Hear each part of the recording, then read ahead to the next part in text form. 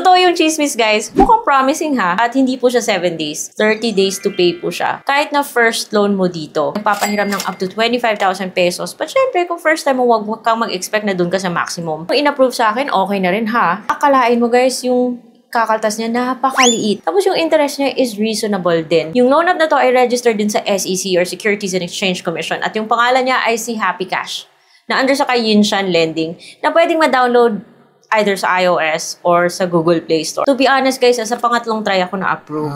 Kaya kayong mawala ng pag-asa. Pero kahit na registered po yung loan app na to, ay naku guys, wag nyo munang i-download. Kilalanin nyo muna kasi utang is our responsibility. So if you're interested, keep watching.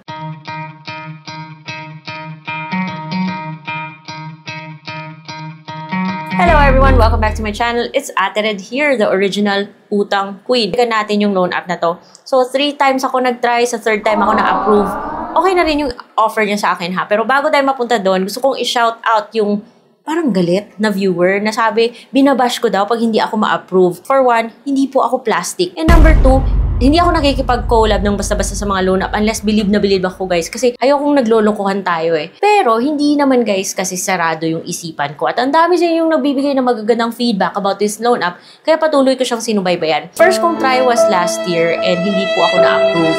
One tip nga pala bago tayo mapunta dun sa amount na in-approve sa akin. Pag hindi kayo na-approve pero meron kayong or umaasa kayong ma-approve in the future or meron kayong plano na mag-try again, huwag kayo kagad magtampo guys at magpa-delete ng account kahit na meron siyang option to delete. Kasi pag nagpa-delete kayo ng account, nako, hindi nyo na magagamit yung number na yan. So, either hintay muna kayo and just try again. And good luck kung ma-approve. So, it took me 3 tries. And actually, guys, I had to use a different number. But don't worry, number ko pa rin yun, guys, ha? Kasi naka-postpaid siya. And na-approve ako. Sabi sa akin, try again ako January 26. Hinintay ko talaga, guys. Buti na lang finally na-approve ako. So, yung in-approve sa akin is 3,000 pesos. Not bad. Huwag ka naman kasi mag-expect na 25,000 pesos kakaagad kung first time mo. Pero dun sa 3,000 pesos, 20 pesos lang po yung ikakaltas niya, which I think is reasonable. Kaya yung natanggap ko is 2,980. Nababayaran ko siya sa loob ng 30 days, 3,450. So that's 15% per month ha. And pasok na pasok po siya sa cap na in-establish ni BSP when it comes to interest sa mga non-collateral loans na may term 4 months or less. So, yun po si Happy Cash. And I'm going to be honest na hindi ko po siya instant na receive. Meron kasi iba nagsasabi na matagal daw yung approval nito kasi meron siyang manual verification or manual approval. So, sometimes, tatawag pa siya sa reference nyo to verify na talagang nag-a-apply nga kayo. So, yung sa akin ha, I'm going to be honest, it took the next day ko po nalaman na na-approve ako. Pero nung tinake ko na yung loan, hindi siya instant, like super instant, insigida, 5 minutes natanggap mo. Kung matanggap mo man siya in 5 minutes, then good for you. Pero may iba lang talaga na natatagalan. Pero okay na rin yun kasi diba, promising na rin yung loan app because rehistrado siya. 15% per month, hindi na ako magre-reklamo for something that's 1 month to pay. Si OLP nga, umaabot ng 35 or 30. So, okay na tong si Happy Cash. Kaya marami sa inyo nagsasabi na para rin siyang si One Hand. And marami din sa inyo yung nagsasabi na mabait din po yung loan app na to when it comes to collection. Na-approve ako finally. And sa mga interested dyan, siyempre i-download mo yung loan app. Tapos meron po siyang papakita sa inyong notification and syempre kailangan nyo mag-agree doon. And sa pag-apply, nag-a-agree na rin kayo sa privacy and service agreement niya. And then pagkatapos yung magbigay ng phone number nyo, so syempre magpapadala po siya ng OTP. Ayan, makikita mo po yung overview na meron po siyang 2% or less per day daw siya. I'm hoping na pag matagal na yung account mo is bababa yung interest and then 180 days daw siya, pero depende. Kasi kung first time mo, syempre magsisimula ka po sa fair na term based sa kanyang credit evaluation sa'yo. Fast process, 3 minutes. It's not true for everyone because the next day ko pa nalaman na approve pala ako pero hindi na ako galit. So, i-click mo lang yung borrow now kung gusto mo magpatuloy. Tapos, bibigyan mo siya ng access sa location mo and then mag-a-agree ka.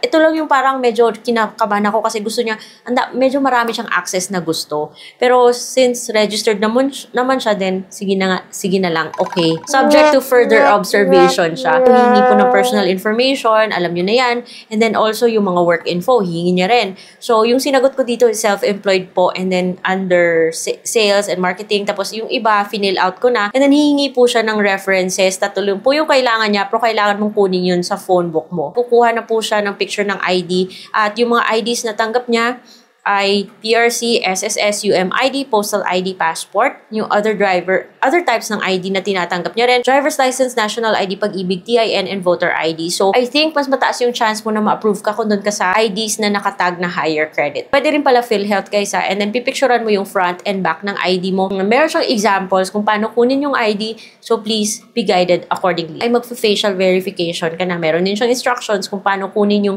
facial verification or selfie, and then i-click mo lang yung verify now kung ready ka na. Tapos lalabas yung window na sinasabi niyo meron daw credit evaluation that could take up to 2 minutes but it could take longer, especially kung kailangan niya manually verify yung account mo. Like sa nangyari sa akin, it took me 3 attempts bago ako guys na-approve. And I had to use a different number na registered pa rin sa akin dahil yung first number ko, yung first account ko, pinadelete ko kasi di ba nagtampo.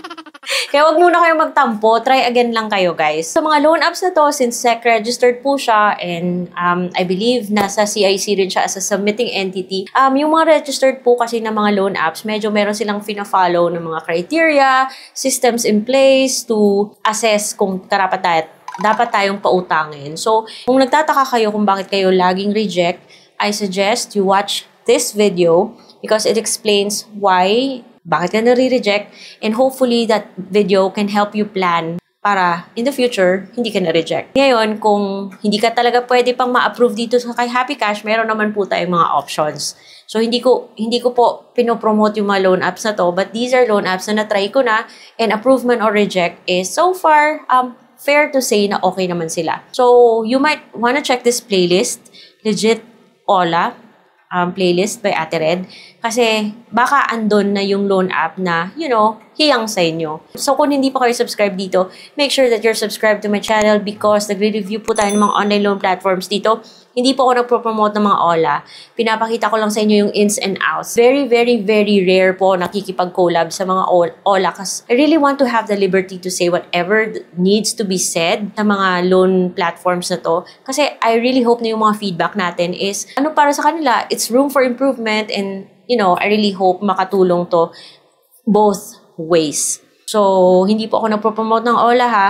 Yung pinopromote ko dito is being careful sa kung kanino tayo nag-a-apply. So, yun lang for today's video. I just want to share the good news. So, ito po guys, si Happy Cash. Hindi ko siya pinopromote. Sinubukan ko siya. At ito po yung naging experience ko sa kanila. Now, I leave it up to you to decide kung okay siya o hindi. And for now, bye muna. I'll see you on my next vlog.